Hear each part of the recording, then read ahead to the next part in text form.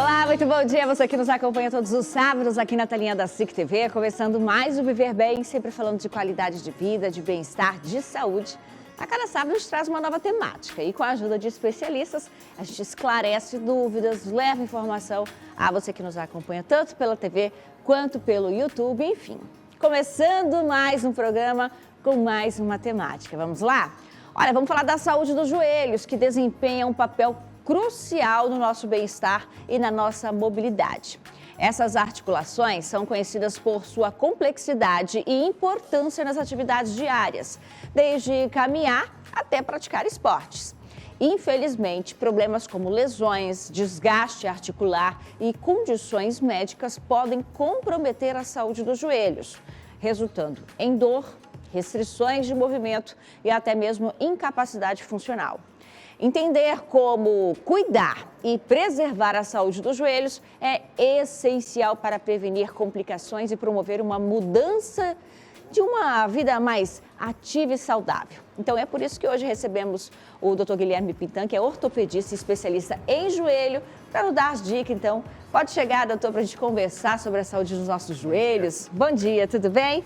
Vamos sentar, doutor? Vamos sentar. Afinal, a gente já começa ali, hoje somos uma população que se preocupa cada vez mais com o envelhecimento, as articulações. O joelho é uma parte do corpo que tende a ter muitos problemas, doutor? Se a gente for pensar, é a maior articulação do corpo humano, né? Então, acredito que por ser a maior, ela tem uma grande propensão a ter alguns probleminhas, né? E eu acho que a vulnerabilidade dela, né, e exposição dela também acaba fazendo uma facilidade para que as pessoas tenham um pouco mais de lesão. A gente pode considerar ele sensível? Podemos considerar sensível um pouco mais do que outras articulações, né? Se a gente for titular, por exemplo, o quadril, que é uma articulação bem mais forte, bem mais robusta, né, no termo muscular. Não tem tanta exposição como o joelho, por exemplo, mas seria uma das articulações mais sensíveis, digamos assim. Quais são os sinais mais comuns, doutor? E os primeiros sinais de que alguém pode estar desenvolvendo, então, um problema no joelho? Então, geralmente as pessoas reclamam bastante da dor patelar, né, que é a primeira geralmente envolvida, em termos da tendinopatia, né, é algo muito comum também. Então, tem pessoas que têm queixas já desde a infância, outras já somente nas atividades físicas. Então, alguns sinais, principalmente como dor, inchaço, né? Alguns estalidos, alguns creque-creques, né? Que as pessoas geralmente reclamam bastante, são os fatores mais comuns assim, de reclamação. O estalar, ele é normal? O estalido, na realidade, ele traduz pouca coisa, né? Geralmente ele não está muito relacionado à dor em si. Então a pessoa escuta o estalido, né? Mas geralmente ela só reclama do barulho, ela não consegue adquirir ali alguma forma de consequência com relação à dor associada, né? Quais são os principais erros, então, que as pessoas elas cometem, principalmente ao praticar exercícios, que podem prejudicar a saúde do joelho? Tem algo que a gente, de fato, faça de errado para prejudicá-los, que a gente pode prevenir, de repente? Um pouco. Eu acho que o mais errado possível é não fazer nada, né? Então, a pessoa que é muito sedentária, ela geralmente não tem a proteção muscular. Se a gente for pensar que o tendão vira músculo e vira tendão novamente, né? A musculatura hipotrofiada, ela gera uma sobrecarga maior nesses tendões. Então, consequentemente, há um desequilíbrio muscular muito grande entre as articulações e acaba afetando muito o joelho em si. Então, não fazer atividade, eu acho que seja o pior das coisas, né? E agora, com relação às atividades, a gente tem que pensar um pouquinho que nenhuma atividade em si, ela é completa o suficiente. Então, a não ser a musculação, assim, um pouco, porque a gente consegue equilibrar como um todo. Mas, geralmente, do aspecto esportivo, a pessoa que é muito comum jogar só futebol, ou então a pessoa só faz handball e não quer fortalecer, né? Isso, geralmente, acaba sobrecarregando a articulação.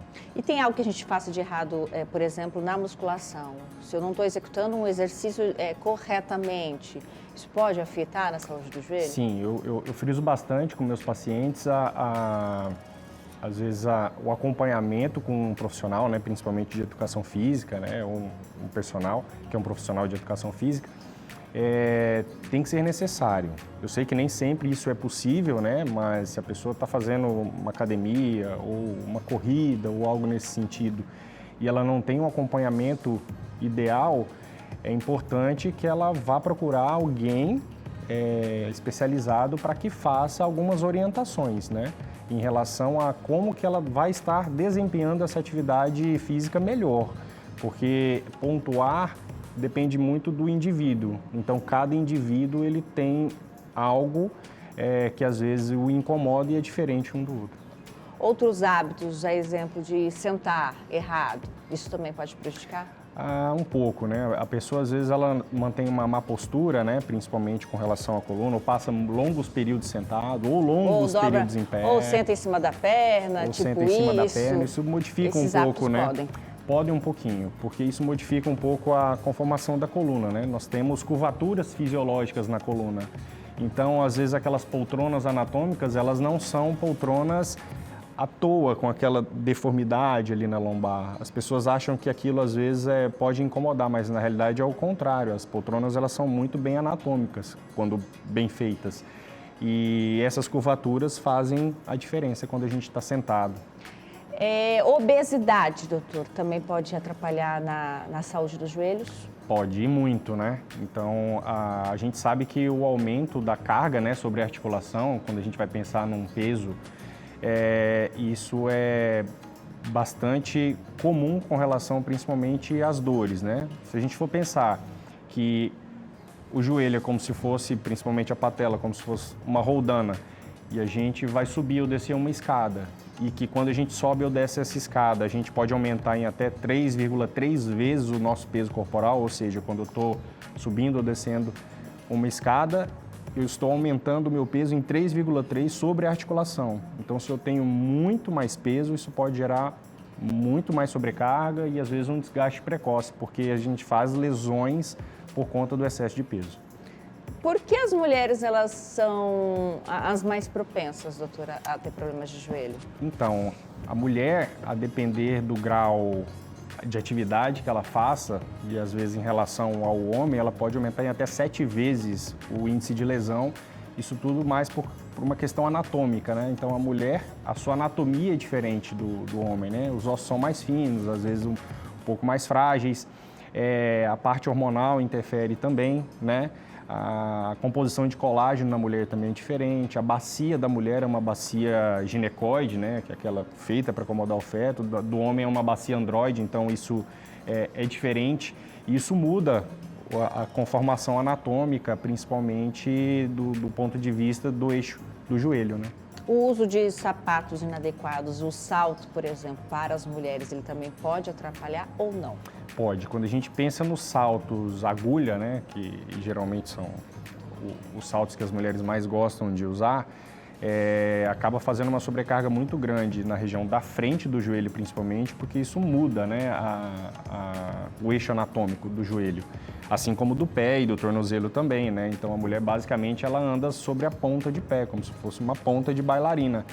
E isso acaba sobrecarregando muito essas articulações. Agora, se a gente for pensar no aspecto de um sapato um pouco mais confortável, saltos de até uns 2 centímetros, um pouco mais largos, isso já não prejudicaria tanto. Certo.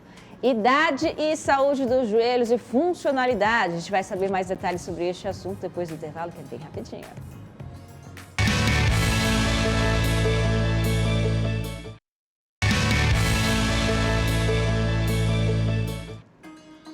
Saúde dos joelhos, tema do nosso programa de hoje, recebendo o Dr. Guilherme Pintan, que é ortopedista, especialista na área, especialista na saúde dos joelhos.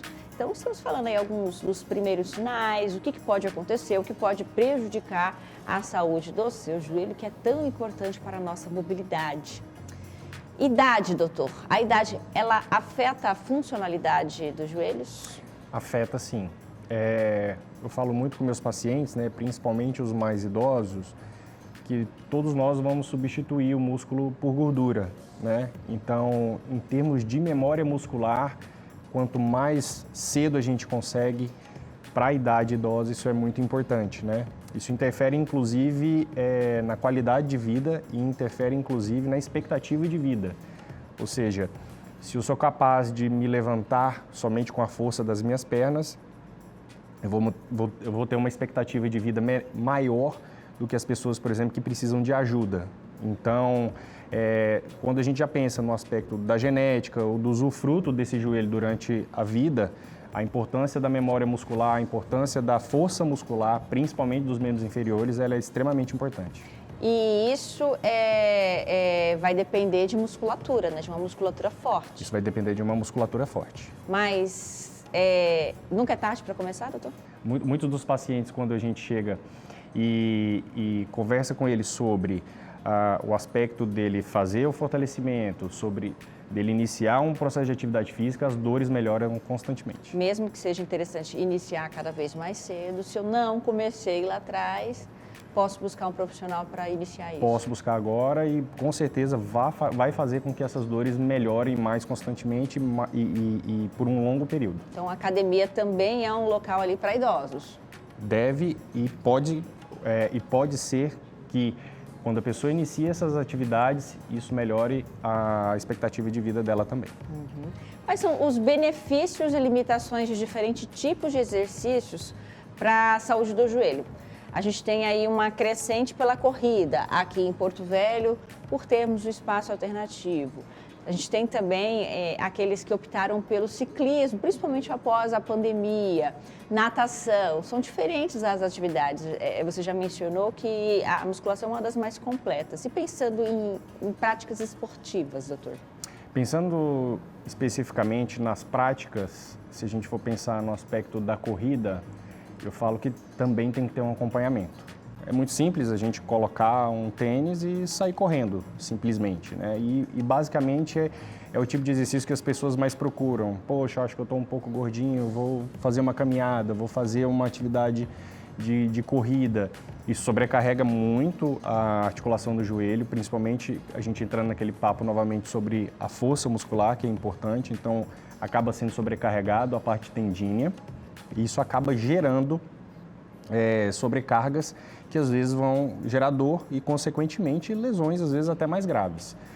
Do ponto de vista de outras atividades, como a natação, como o ciclismo, a gente tem que ponderar a forma, né, como essas pessoas vão nadar e a forma como essas pessoas vão pedalar. Então, uma adequação em relação à bicicleta, uma adequação em relação ao selim da bicicleta em termos de altura. Se às vezes a pessoa já tem uma lesão no joelho, principalmente na parte patelar, eu preciso alinhar e fazer um estudo dessa bicicleta para que isso ocorra de uma forma sem gerar dor. Uhum. Bom, o Pilates também é um exercício que ajuda a fortalecer o joelho e também toda a parte, todo o nosso corpo, né? Então a gente vai conferir um pouquinho agora dos benefícios dessa prática.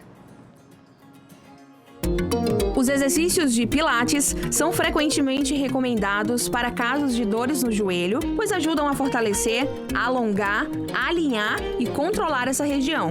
Além disso, os movimentos proporcionam benefícios para todo o corpo e mente. Muito bem, minha gente, hoje eu estou aqui com a Mônica, ela que é a nossa fisioterapeuta e vai nos explicar um pouquinho mais sobre os princípios básicos do Pilates e também dos principais benefícios dessa técnica. Tudo bem, Mônica? Tudo bem, Neve. E aí, para iniciar, eu quero saber quais são os principais benefícios do Pilates. Então, o Pilates é um método que foi desenvolvido na década de 20 por Joseph Pilates e veio para o Brasil e hoje, como é um método que tem um princípio de equilíbrio, centralização, controle, respiração e consegue te dar uma fluidez do movimento, aí acaba que as pessoas gostaram desse método por conta de sentir esse benefício, né? Não é um exercício que você tenha que ter muita força, é mais um controle mesmo você entra com a parte respiratória, você consegue uma fluidez, a gente consegue tratar várias patologias com o método Pilates, dores na coluna, ombro, entendeu? Então, ganhou muito público, por ser um método que trata também, né? Não é só uma questão física, de estética. Além dele promover isso também, né? Acaba trazendo um fortalecimento muscular, mas ele também promove bastante saúde, né? Você cuida da respiração, você melhora a sua postura, o equilíbrio, né? O exercício traz bastante benefícios para o paciente. O Pilates é benéfico não somente para as pessoas na fase adulta. As crianças também podem praticar essa atividade. A gente tem hoje o Pilates Kids, que é a partir de 12 anos, a criança pode iniciar a atividade física, tem bastante parte lúdica e tal, que não é uma questão de fortalecimento, né? É mais para a questão postural, tem muita criança que hoje em dia fica muito no computador, no celular, né? Senta de maneira errada, e o Pilates vem com esse propósito de ajudar essa criança numa postura. Além disso, o Pilates também agrega no condicionamento físico para flexibilidade para realizar outras atividades. Hoje o Pilates ele vem para ajudar assim no voleibol, no surf. Ele vem para agregar, né? Agrega muito porque, que nem eu tô te falando, a gente trabalha um alongamento com fortalecimento muscular. O cara precisa de uma abertura para estar lá em cima de uma prancha de surf. Aqui a gente pode promover esse exercício porque a gente tem equipamentos que eles deslizam. Então a gente consegue trabalhar aquela musculatura que a pessoa precisa para aquele esporte específico. Temos as molas que também dá um fortalecimento dinâmico para o movimento, entendeu? Então a gente consegue trabalhar aqui o que a gente não consegue na academia, porque é uma coisa mais motora ali, mais específica, né? Então, assim, por isso que conquistou muita gente. Hoje você vê o Pilates trazendo, assim, uma gama muito grande de pessoas que querem praticar o Pilates. Bom, minha gente, inclusive hoje vai ser a minha primeira sessão do Pilates, quem sabe aí eu já não continuo praticando esse exercício. Pode falar assim, exercício, Mônica? Isso, pode falar exercício. Exercício mesmo. Então partiu!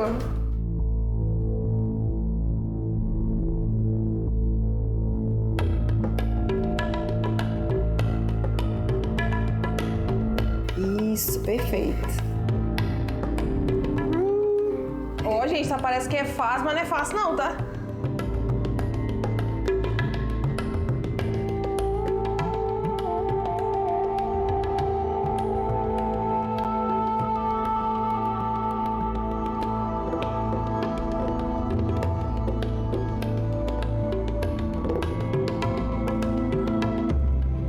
Bom, minha gente, sem dúvida nenhuma, eu amei a minha primeira sessão de Pilates, viu, Mônica? Obrigada. Tô aqui, ó, dando uma transpirada, mas tá valendo. Sem dúvida alguma, a prática do Pilates traz inúmeros benefícios. E caso você aí de casa tenha gostado, procure movimentar-se, viu? Tchau, tchau.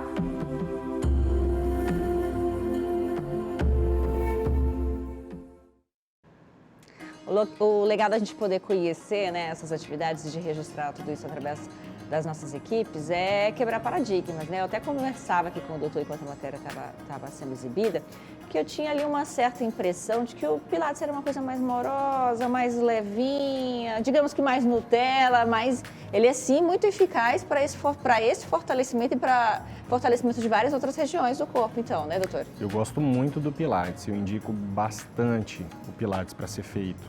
Primeiro, ele não tem uma sobrecarga muito grande sobre os joelhos. Lógico que a gente tem que entender se o paciente ele tem alguma dificuldade em arco de movimento, né? Ou seja, se ele tem uma limitação dessa movimentação do joelho, mas o Pilates é excelente, ele gera uma grande força isométrica e isotônica, né? Ou seja, são forças que a gente melhora o tônus da musculatura, né? Melhora muito o alongamento da musculatura e isso para os joelhos é muito bom. E não é tão leve assim quanto quem está vendo de fora acha. Não é tão leve. A gente acha que é só um exercíciozinho ali com uma liga ou com uma resistência, mas na realidade é o contrário. Ele é bem, não que é pesado, mas ele é bem estruturado para que a gente adquira a força necessária. Muito bom. A gente vai seguir falando sobre este assunto depois do intervalo, que é rapidinho. Já já a gente volta. Não saia daí.